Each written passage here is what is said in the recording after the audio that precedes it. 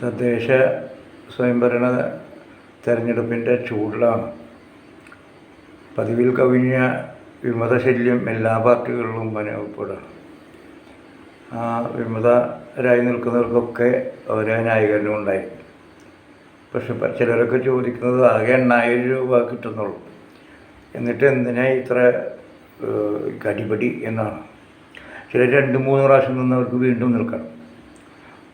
അപ്പോൾ ഇതിന് മാത്രം വരുമാനം അവിടെ ഇല്ല. വാസ്തവത്തിൽ 8,000 രൂപ ഫോൺ വിളിക്കാൻ തികയില്ല. എന്നാലും ജനങ്ങളെ സേവിക്കാനുള്ള ത്വരയായിരിക്കാം ഇതിന് പിന്നിൽ എന്ന് വേണം കരുതാൻ. വാസ്തവത്തിൽ ഈ ഒരു നിർണായക ഘട്ടത്തിലാണ് നാം നിൽക്കുന്നത്. നമ്മുടെ പൊതുജനങ്ങൾ, പൗരന്മാർ വളരെ ഗൗരവമായി ചിന്തിക്കേണ്ട സന്ദർഭമാണ്. ഈ സന്തോഷ് പണ്ഡിറ്റിൻ്റെ ഒരു ഫേസ്ബുക്കാണ് എനിക്ക് നന്നായി തോന്നിയത്. നിങ്ങൾ എന്തെങ്കിലും നാടിനെ ചെയ്യാൻ വേണ്ടി താല്പര്യമുള്ളവരായിരിക്കണം ഈ വാർഡ് മെമ്പർമാരാവുക അല്ലെങ്കിൽ മത്സരിക്കേണ്ടത്. ഒരു പാർട്ടിയിൽ നിന്ന് മറ്റൊരു പാർട്ടിയിലേക്ക് പോകുമ്പം ആ പാർട്ടി താൻ പറഞ്ഞതിനേക്കാൾ നല്ലതായിരിക്കണം, അല്ലെങ്കിൽ താൻ പറഞ്ഞതിന് അനുകൂലമായിട്ടുള്ള സംഗതി ഉണ്ടായിരിക്കണം. മറിച്ച് തങ്ങൾക്ക് സ്ഥാനം കിട്ടാത്തതിൻ്റെ പേരിൽ മറുകണ്ഠം ചാടുക, തിരിച്ച് ആയാറാം കെയാറാം എന്ന് പറയുന്ന പോലെ സംഭവങ്ങളാണ് ഇപ്പോൾ നടക്കുന്നത്. മറ്റത് അവരവരുടെ ചിഹ്നത്തിൽ നിന്ന് മാറ്റി കുത്താൻ പ്രയാസമുള്ളവർക്ക് ഇപ്പം അങ്ങനെ ആയില്ല. എല്ലാവർക്കും ന്യായീകരണമുണ്ട്. എല്ലാവരും രക്ഷപ്പെടുത്താനാണ്. കുറേ പാർട്ടി രക്ഷപ്പെടുത്താൻ, ഭരണത്തെ രക്ഷപ്പെടുത്താനൊക്കെയാണ്. വാസ്തവത്തിൽ നമ്മുടെ ഗൗരവമായിട്ടുള്ള ചർച്ചയിലേക്ക് പോകുന്നില്ല എന്നുള്ളതാണ്. അഴിമതിയും സ്വജനപക്ഷപാതവും ഒക്കെ കെടുകാര്യസ്ഥയൊക്കെ നിലനിൽക്കുകയാണ്. അപ്പോൾ അതിനിടയിൽ ഒരു ശുദ്ധമായൊരു കാറ്റ് വീശാൻ സാഹചര്യം അല്ല നമ്മുടെ നാട്ടിൽ കാണുന്നത്. പലരും പലരും വിമർശനം പറയുന്നത് ചക്രവളത്തിൽ കൈയിട്ട് വരാനുള്ള ശ്രമമാണ്. ചിലരത് പൂർണ്ണമായിട്ട് ശരിയാണെന്ന് തോന്നുന്നില്ല. പലരും അത് വാശിയുടെ പ്രശ്നമായി മാറും. പിന്നെ സാറെന്നും മാഡെന്നും ഒക്കെ വിളിക്കുന്ന കേൾക്കുള്ള സുഖം ഉണ്ട്. പിന്നെ രാഷ്ട്രീയ പ്രവർത്തനത്തിൻ്റെ ഭാഗമായിട്ട് വരുന്നു. അങ്ങനെ പലതരത്തിലാണ് അത് സംഭവിക്കുന്നത്. എങ്കിൽ കൂടി എനിക്ക് തോന്നുന്നു വാർഡ് മെമ്പറുമായാൽ മാത്രമേ ലോകത്തിൽ കാര്യങ്ങൾ ചെയ്യാൻ പറ്റൂ എന്ന തോന്നൽ എനിക്കില്ല. വാർഡ് മെമ്പറായാൽ എന്തൊക്കെ ചെയ്യാൻ പറ്റും എന്നുള്ളത് കണ്ടറിഞ്ഞ് കാണണം. ഇപ്പം എൻ്റെ പരിചയമുള്ള പലരും വിമത ശബ്ദം ഉയർത്തി കണ്ടു. ഷീബാബു 2-3 വർഷമായി ഷീബാബു പറയുന്നത് എനിക്ക് എന്നെ ചവിട്ടി താഴ്ത്താൻ ശ്രമിച്ചു, എൻ്റെ ജനങ്ങൾക്ക് കിട്ടേണ്ടതായ കാര്യങ്ങൾ ചെയ്യാൻ സമ്മതിക്കാതെ വന്നു, അതിൻ്റെ രോഷമാണ് ഞാൻ ചെയ്യുന്നത്. 3-ാമത്തെ പ്രാവശ്യമാണ് നോക്കണേന്ന്. അതിലെത്രത്തോളം അതിന് പകരം അങ്ങനെ ചെയ്യുമ്പോൾ ഇതിനേക്കാൾ ബെറ്ററായിട്ടുള്ള സംവിധാനത്തിലേക്കാണോ പോകുന്നത്? ഇതൊക്കെ ചോദിക്കേണ്ടതാണ്. പിന്നെ 2-3 പ്രാവശ്യം ഒരു പക്ഷേ വേണ്ടെന്ന് വയ്ക്കാനും മനസ്സുണ്ടാവണം. ഷിബാബു നല്ല കഴിവുള്ള വാർഡ് മെമ്പറാണ് വാസ്തവത്തിൽ. ഒരുപക്ഷെ അവരെ ചവിട്ടി താഴ്ത്താനും അവർ ശബ്ദം ഉയർത്താതിരിക്കാനുള്ള ശ്രമങ്ങൾ നടത്തിയിട്ടുണ്ടാവും. ഇപ്പോൾ ബീന മുരളി പറഞ്ഞു കേട്ടു, ഞാൻ വീട്ടിലിരിക്കുന്ന ആളാണ്, എന്നെ പിടിച്ചുകൊണ്ട് CPIക്ക് ഞാൻ ഒരുപാട് ആളെ അവസാനം ഡെപ്യൂട്ടി മേയറായി ഇപ്പോൾ ഇല്ല എന്നെ തിരസ്കരിക്കുന്ന പോലെയാണ് CPIയുടെ മണ്ഡലന്മാർക്ക് മറ്റ് ആൾക്കും വീതിച്ചു കൊടുക്കുന്നു, പതിച്ചു കൊടുക്കുന്നു, അതിൽ പ്രതിഷേധിക്കുന്നു എന്നാണ് ബീന മുരളി പറഞ്ഞത്. ഡെപ്യൂട്ടി മേയറായ ആളാണ്. അങ്ങനെ പലതുമാണ് നടക്കുന്നത്. എൻ്റെ നാട്ടിൽ ഉള്ള 3 സ്ഥാനാർത്ഥികളും വലിയ കുഴപ്പമില്ലാത്തവരാണ്. ഷിബു, അതുപോലെ തന്നെ E.T. ബാലൻ, അതുപോലെ തന്നെ ഹരീഷ്. ഇവർ 3 പേരും തിരക്കില്ലാത്ത ആളാണ്. എനിക്ക് ഇടതുപക്ഷത്തോട് അനുഭവമുള്ളതുകൊണ്ട് ഞാൻ ഷിബുവിന് വേണ്ടി മനസ്സുകൊണ്ട് ഞാൻ വിജയിക്കുന്നതായിരിക്കും. ബാക്കിയുള്ളവർ മോശക്കാരല്ല സത്യത്തിൽ. പിന്നെ ഞാൻ തൊട്ടടുത്തുള്ളെല്ലാം വിവിധ ആളുകൾ പരിചയക്കാർ നിൽക്കുന്നുണ്ട്. CP പോളി നിൽക്കുന്നു. അപ്പോൾ CP പോളിക്ക് ഇതിനെതിരായിട്ട് ഏരിയ കമ്മിറ്റി അംഗങ്ങൾ തന്നെ സംസാരിക്കുന്നു. വാസ്തവത്തിൽ ഇങ്ങനെയുള്ള സംസാരിച്ചാൽ അച്ചടക്ക നടപടി വാങ്ങിക്കേണ്ടി വരും. വാസ്തവത്തിൽ എന്തായാലും അതിപ്പോൾ CP പോളിൻ്റെ ആയിരിക്കുന്നു. വാസ്തവത്തിൽ ഇങ്ങനെ പലതരത്തിലാണ്. പിന്നെ ഞാൻ തെക്കഞ്ചേരി ഒക്കെ ആയിട്ട് ബന്ധപ്പെട്ടിട്ടാണ് മറ്റൊരു അതും കൂടി പറയാനാണ് ഞാൻ വന്നത്. അപ്പോൾ അവിടെ ഈ കുട്ടല്ലൂർ സഹകരണ സംഘത്തിൻ്റെ പ്രശ്നം ഒല്ലൂർ മേഖല ആകെ പിടിച്ചുലുക്കിയിട്ടുണ്ട്. അത്ര അമർഷമുണ്ട് വാസ്തവത്തിൽ ആളുകൾക്ക്. ഈ സാധാരണ മനുഷ്യരുടെ 10, 20 രൂപ അല്ലെങ്കിൽ 100 രൂപ അല്ലെങ്കിൽ 5000, 10,000 ലക്ഷം പെൻഷൻ്റെ പകുതിയൊക്കെ അവിടെ കൊണ്ടിട്ടിട്ട് ഇപ്പോൾ കിട്ടാനില്ല. അതിൽ രോഷമുണ്ട് അവർക്ക്. ആ രോഷം വാസ്തവത്തിൽ ശരിയുമാണ്. ഇതൊക്കെ തുടക്കത്തിലേ ചൂണ്ടിക്കാണിച്ചിരുന്നു. അന്ന് ആ ചൂണ്ടിക്കാണിച്ചവരെ എതിർത്തു. അത് ജില്ലാ കമ്മിറ്റിയിലൊക്കെ അറിയിച്ചു. എന്നിട്ടും അതിന് പരിഹാരം ഉണ്ടായില്ല.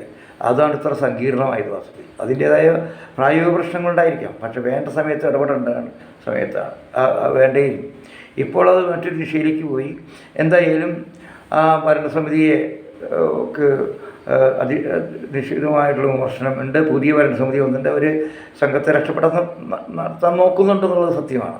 പക്ഷേ ജനങ്ങളുടെ ഇടയിലത്ത് മാറിയിട്ടില്ല, രോഷം മാറിയിട്ടില്ല.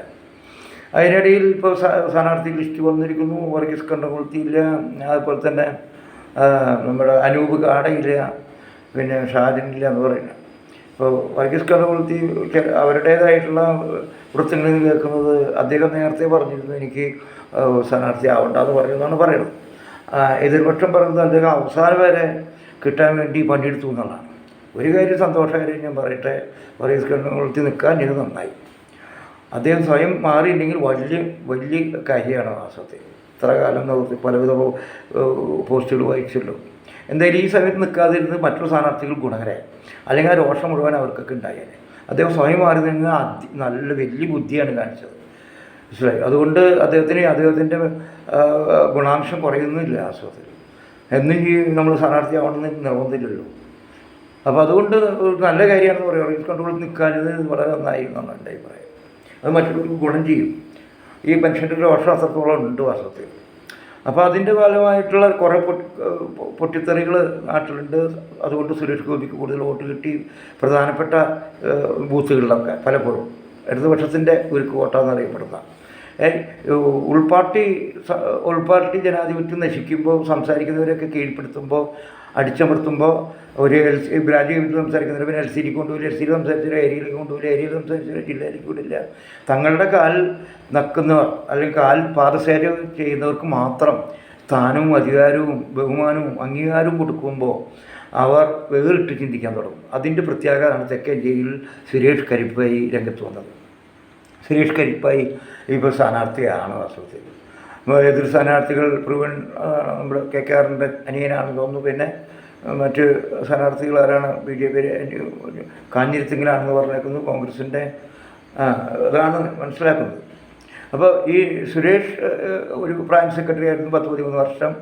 അദ്ദേഹം നന്നായി പ്രവർത്തിച്ചെന്ന് എല്ലാവർക്കും അറിയാം. അപ്പോൾ അദ്ദേഹത്തിന് എന്നും വിമർശനം. ഇതിൻ്റെ ഭാര്യയാണ് സുരേഷ് 2 വട്ടം കൗൺസിലറായി കുട്ടികളുടെ സംഘത്തിൽ ജീവനക്കാരിയാണ്. ഇപ്പോഴും പിയൂണായിട്ട് നിൽക്കുന്നു എന്നാണ് മനസ്സിലാകുന്നത്. അപ്പോൾ 2 വട്ടം നിന്നു. പക്ഷേ ഇപ്പോൾ പത്രം ദേശാഭിമാനി വരുത്തിയതിൻ്റെ പേരിൽ 2-3 ലക്ഷം കട്ടായിരുന്നതാണ്. അപ്പോൾ എല്ലാവർക്കും സുസമ്മതനാണ് വസ്തുതയിൽ.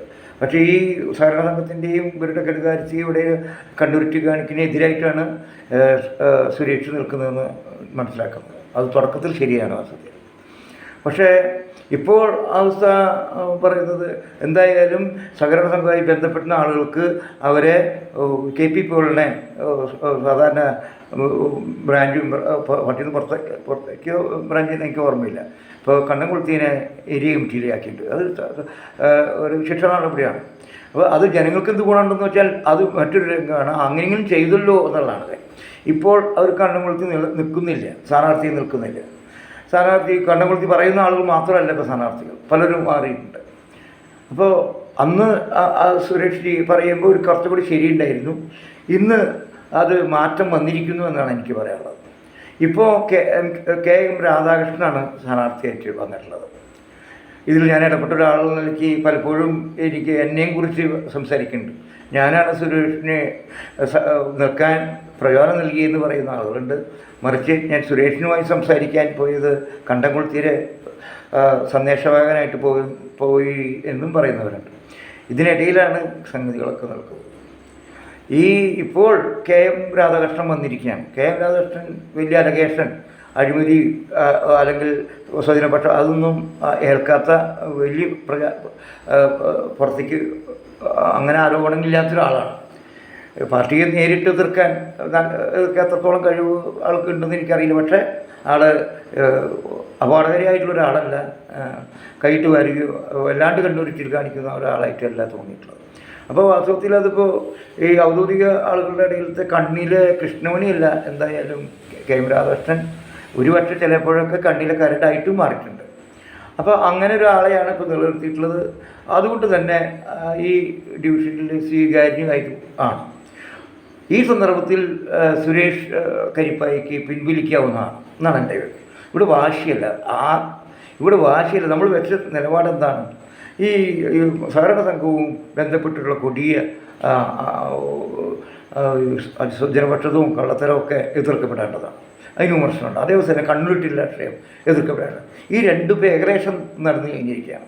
ഇനി അത് പറയുന്നതിൽ വലിയ അർത്ഥമില്ല വാസ്തവത്തിൽ. കെ രാധാകൃഷ്ണൻ വരുന്നതോടി സുരേഷിനേക്കാൾ സീനിയോറിറ്റിയുള്ള ആളാണ്, പക്വതയുണ്ട്, രാഷ്ട്രീയ പ്രബുദ്ധതയുണ്ട്, തത്വപരമായിട്ട് ഒരു അടിത്തറയുണ്ട്. അതുകൊണ്ട് തീർച്ചയായിട്ടും ഇപ്പോൾ സുരേഷ് കരിപ്പായിക്ക് പിൻവലിക്കാവുന്നതാണ്. എങ്ങനെയാണെങ്കിൽ അധികാരമോഹം ഇല്ലെങ്കിൽ. അധികാരമോഹം ഉണ്ടെങ്കിൽ പിന്നെ നിവൃത്തിയില്ല. സുരേഷിനെ ഞാൻ മനസ്സിലാക്കുന്നത് അദ്ദേഹത്തിന് അധികാരമോഹം ഉള്ള ഒരാളായിട്ട് എനിക്ക് തോന്നിയിട്ടില്ല. ആരോ പറഞ്ഞിട്ട് കോൺഗ്രസ്സുകാർ കാശ് കൊടുത്ത് 5 ലക്ഷം, അതൊന്നും ഒരിക്കലും നടക്കാൻ, അതൊന്നും ഒരു കളവായിട്ടേ തോന്നുള്ളൂ. അതൊന്നും അങ്ങനെയൊന്നും പറഞ്ഞ് പിടിപ്പെടുത്തുകയോ മോശപ്പെടുത്താൻ സാധിക്കില്ല. അപ്പോൾ അതൊന്നും ചെയ്യില്ല. പക്ഷെ വാശി പിടിച്ചിട്ടുണ്ട്, നിന്നുണ്ടെങ്കിൽ നിന്നിട്ട് പിൻവലിച്ച മോശമാവുന്നതാണ്. ഇവിടെ എനിക്ക് പറയാനുള്ളത് സുരേഷ് കരിപ്പായിയെ പോലുള്ള സുഹൃത്തുക്കളോട്, അവരെല്ലാം എനിക്കറിയാവുന്നതാണ്.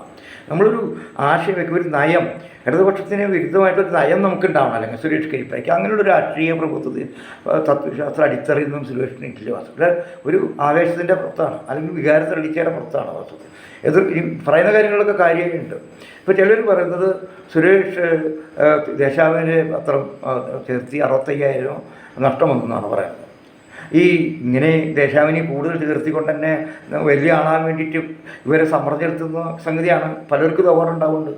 അപ്പോൾ 65,000 രൂപ ലിസ്റ്റ് ചോദിച്ചു എന്നാണ് പാർട്ടിക്കാർ പറഞ്ഞത്. ഇതുവരെ കൊടുത്തിട്ടില്ല. അതിൻ്റെ പേരായിട്ട് 2-3 ലക്ഷം കൂടിയിട്ടുണ്ട് എന്നുള്ളൊരു വാസ്തവമാണ്. അതേ അവസരത്തിൽ അവർ ചോദിക്കുന്നത് സുരേഷ് കരിപ്പായി പറയുന്നതിൽ എന്താണ് അർത്ഥമുള്ളത്? സുരേഷ് കരിപ്പായിക്ക് ബ്രാഞ്ച് സെക്രട്ടറി ആയിരുന്നു.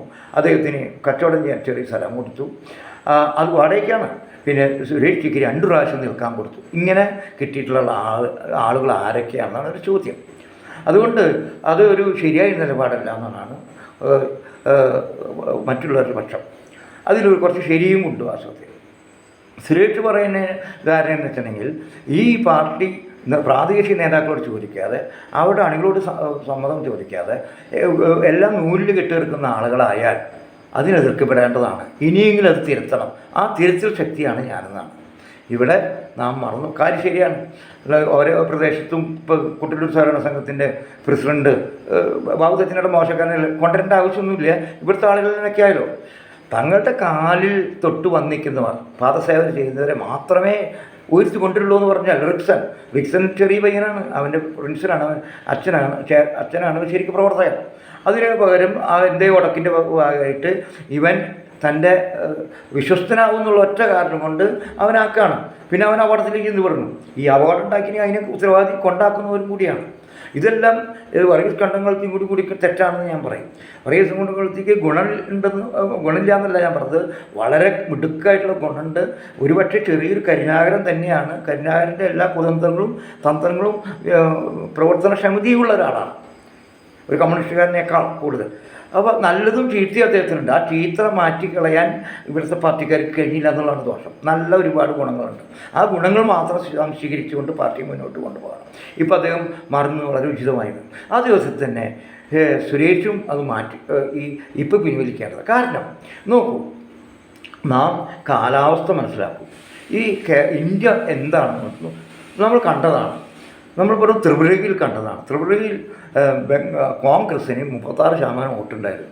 ആ 36% പോയിട്ട് കോൺഗ്രസ് അല്ല ജയിച്ചത്, മറിച്ച് അവിടെ BJP കയറി. പിന്നെ 2% കുത്തി. അവിടെ ഇപ്പോൾ കോൺഗ്രസ്സിനും കമ്മ്യൂണിസ്റ്റ് പാർട്ടിക്കും നിൽക്കാൻ തന്നെ പറ്റാത്ത അവസ്ഥ. ബംഗാളിൽ എന്തായി? മമതാ ബാനർജി മറ്റു വർഗീയതകൾ മറ്റുള്ള മിലിറ്റന്റ് ഫോഴ്സുമായി ബന്ധപ്പെടുത്തിക്കൊണ്ട് മാത്രം ഈ പ്രാവശ്യം എന്താ ഉണ്ടാവുമെന്ന് കാണാൻ പറ്റും, അറിയാം. ഇപ്പോഴും കോൺഗ്രസിനും CPM-നും ബംഗാളിൽ പിടിച്ചെടുക്കാൻ ബുദ്ധിമുട്ടുണ്ട്. അതിപ്പോൾ നമ്മളുടെ പുതിയ അത് കഴിഞ്ഞ് ഡൽഹിയിൽ നമ്മൾ തിരഞ്ഞെടുപ്പ് കണ്ടു.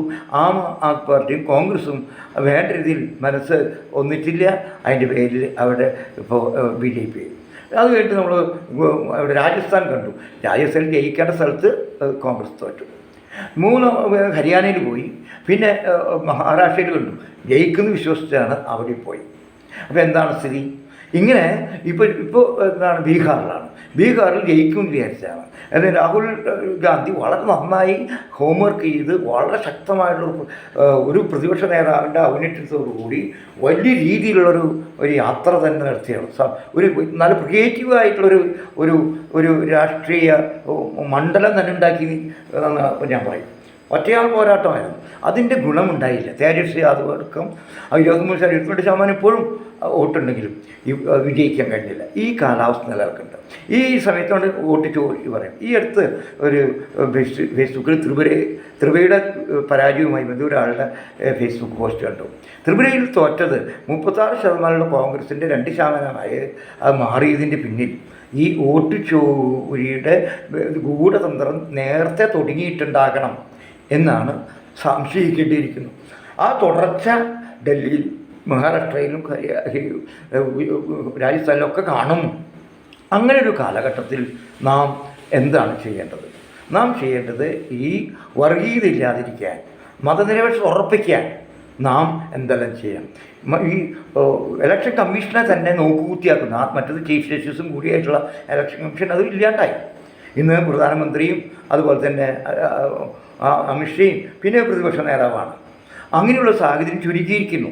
ആ സാഹചര്യത്തിൽ ഇനിയും അധികാര കേന്ദ്രീകരണം ഉണ്ടാവുകയും വർഗീയത വർദ്ധിപ്പിക്കുകയും വിഷലിപ്തമായ ഒരു രാജ്യം ഉണ്ടാകുന്ന സാഹചര്യമാണ്. അവിടെ ഒറ്റയ്ക്കുള്ള അവനവൻ്റെ താല്പര്യങ്ങളല്ല വിജയിക്കേണ്ടത്, മറിച്ച് വിശാലമായ താല്പര്യമായിരിക്കും. ഇവിടെ മതനിരപേക്ഷ ശക്തിപ്പെടണം. ഇവിടെ ഇടതുപക്ഷ കേരളത്തിൽ പ്രത്യേകിച്ച് ഇടതുപക്ഷം നിലനിൽക്കുന്നേ മതിയാവും. കേരളത്തിൽ CPM ഇല്ലാത്ത കേരളത്തെക്കുറിച്ച് ചിന്തിക്കാൻ പറ്റില്ലെന്ന് അഡ്വക്കേറ്റ് ജയശങ്കർ പോലും പറയുന്നു. അത് സത്യം. മുസ്ലിം ലീഗും പറയും, കോൺഗ്രസും പറയും. അതുപോലെ കോൺഗ്രസ് ഇല്ലാത്ത കേരളവും അത് ഗുണകരമാവില്ല. ആ കോൺഗ്രസ് ഇല്ലെങ്കിൽ ഒരിക്കലും CPM-നല്ല വോട്ട് കിട്ടുക BJP-ക്ക് ആയിരിക്കും. അതുകൊണ്ട് ഇത് മനസ്സിലാക്കിക്കൊണ്ടുള്ള പ്രവർത്തനമാണ് നമുക്ക് വേണ്ടത്. ഇതിനൊരു ദർശന സ്വഭാവം ഉണ്ടാവണം, വെറുതെ വികാരത്തിലല്ല. അതുകൊണ്ടാണ് ഞാൻ പറയുന്നത്, യഥാർത്ഥത്തിൽ സുരേഷ് പറഞ്ഞ കാര്യങ്ങൾ പരോക്ഷമായി നടന്നിരിക്കുകയാണ്. ഈ സഹകരണ സംഘ തട്ടിപ്പ് സംസ്ഥാന കമ്മിറ്റിയും ജില്ലാ കമ്മിറ്റിയും സംസ്ഥാനത്ത് ഉൾപ്പെടെ ശ്രദ്ധിച്ചിരിക്കുന്നു. ഇവിടെയുള്ള അധികാരി കണ്ണുരുട്ടി രാഷ്ട്രീയം തങ്ങളുടെ കാൽ കീഴിൽ നിൽക്കുന്നതിന് മാത്രം വരുത്തി പൊക്കിക്കൊണ്ടിരുന്ന പരിപാടി തെറ്റാണെന്ന് സംസ്ഥാന കമ്മിറ്റി ജില്ലാ കമ്മിറ്റി മനസ്സിലാക്കിയിരിക്കുന്നു. ഈ സാഹചര്യത്തിൽ KM രാധാകൃഷ്ണനെ പോലുള്ള ആളുകൾ വിജയിച്ചു വരേണ്ടത് നമ്മുടെ ചുമതലയാണ്. ഇവിടെ വ്യക്തിപരമായ താല്പര്യമല്ലാണ്. അതുകൊണ്ട് എനിക്ക് സ്നേഹപൂർവ്വം പറയാനുള്ളത്, ഒരുപാട് പ്രവർത്തനങ്ങൾ കാഴ്ചവെച്ചിട്ടുള്ള സുരേഷ് കരിപ്പായി അധികാരമോഹം ഇല്ല എങ്കിൽ പിൻവലിക്കേണ്ടതാണ്. അധികാരമോഹം വന്നു കയറി കഴിഞ്ഞാൽ പിന്നെ പിടിച്ചാൽ കിട്ടില്ല. അതുകൊണ്ട് അധികാരമോഹം വരാത്തൊരാളായിട്ടാണ് ഞാൻ മനസ്സിലാക്കുന്നത്. പ്രത്യേകിച്ച് സുരേഷിനെ പോലുള്ള ആളുകൾ ഏറ്റവും ബുദ്ധിമുട്ട് അനുഭവിക്കുന്നത്, മാനസംഘർഷം അനുഭവിക്കുന്ന സുരേഷിനെ പോലെ ആയിരിക്കും. ഇവിടെ നമ്മൾ ഒറ്റക്കെട്ടായി ഇത് മാധവേട്ടൻ എന്ന് പറയുന്നൊരു ഞാനൊരു വ്യക്തിയുടെ സ്വഭാവമല്ല, ഒരു ഇടതുപക്ഷ രാഷ്ട്രീയത്തിൻ്റെ വലിയ ഉരുക്കുകോട്ടയായിട്ട് ഉള്ള സ്ഥലം തകർന്നുകൂടാ. നമ്മൾ എന്തിൻ്റെ പേരിൽ പറഞ്ഞാലും ഞാൻ അഭിലാഷിനോടും പ്രസാദിനോടും അതിനോട് ബന്ധപ്പെട്ട എല്ലാവരോടും പറയുന്നു, ഈ സന്ദർഭത്തിൽ ഈ KM രാധാകൃഷ്ണൻ വന്ന സ്ഥിതിക്ക് ഈ തിരഞ്ഞെടുപ്പിൽ പിൻവാങ്ങിക്കൊണ്ട് ഇടതുപക്ഷത്തെ KM രാധാകൃഷ്ണനെ വമ്പിച്ച് ഭൂരിപക്ഷത്തോടെ, ഇന്നലെ വരെ കാണാത്ത ഭൂരിപക്ഷത്തോടെ വിജയിച്ച് കാണണമെന്നും ഒല്ലൂരിൽ വർഗീസ് കണ്ണംകൊളുത്തിയും വളർത്തിക്കൊണ്ട ഈ സഖാക്കൾ മാത്രമല്ല എന്നും ഈ രാഷ്ട്രീയ തത്വശാസ്ത്രം ഉറച്ചു വിശ്വസിക്കുന്ന ഒന്നും ഇഷ്ടപ്പെടാത്ത, ഒരു അധികാരവും ആഗ്രഹിക്കാത്ത, ഒരു കൈവിട്ടുവാരാൻ താല്പര്യമില്ലാത്ത ഒരുപാട് മനുഷ്യർ ഈ ഒല്ലൂരിലുണ്ടെന്നും കാണിക്കേണ്ടതുണ്ട്. അതേ അവസരത്തിൽ തന്നെ കണ്ടംകൊളുത്തി, വർഗീസ് കണ്ടംകൊളുത്തിയെ പോലെ KP പോലുള്ള മറ്റുള്ളവരൊക്കെ ഈ പ്രസ്ഥാനത്ത് നൽകിയ സേവനങ്ങൾ നിഷേധിക്കാത്ത രീതിയിൽ അവരും ചേർത്തുകൊണ്ട്, എന്നാൽ അവർ കണ്ണൂരിട്ട രാഷ്ട്രീയത്തിനെയും പാദസേവ ചെയ്യാൻ നിർബന്ധിക്കപ്പെടുന്നതിനെയും എതിർത്തുകൊണ്ട് മുന്നേറേണ്ടതാണ്. ആ മുന്നേറ്റത്തിൽ ഇവിടെ കെ എം രാധാകൃഷ്ണൻ വിജയിക്കേണ്ടതുണ്ട്. ആ വിജയത്തിൽ നിങ്ങൾ മുന്നിൽ നിൽക്കണം, ഇതിന്ന് പിൻവലിക്കണം എന്നാണ് എനിക്ക് സുരേഷ് കരിപ്പോയോടും സുഹൃത്തുക്കളോടും പറയാനുള്ളത്. ഞാൻ മറ്റൊരു സ്വതന്ത്രമായി നിലനിൽക്കുകയാണെങ്കിൽ, ഒരു ബദൽ രീതിയായിട്ട് സ്വതന്ത്രബോധത്തിൽ നിൽക്കുകയാണെങ്കിൽ പിന്നെയും അംഗീകരിക്കും. ഇതങ്ങനെയല്ല. ഇതൊരു നമുക്ക് സ്ഥാനാർത്ഥിത്വം കിട്ടാത്തതിൻ്റെയും വൈരാഗ്യത്തിൻ്റെയും വെറുപ്പിൻ്റെയും വാശിയുടെയും അടിസ്ഥാനത്തിലുള്ള സ്ഥാനാർത്ഥിത്വമാണ്. അതുകൊണ്ടാണ് എനിക്കതിനെ അനുകൂലിക്കാൻ പറ്റാത്തത്.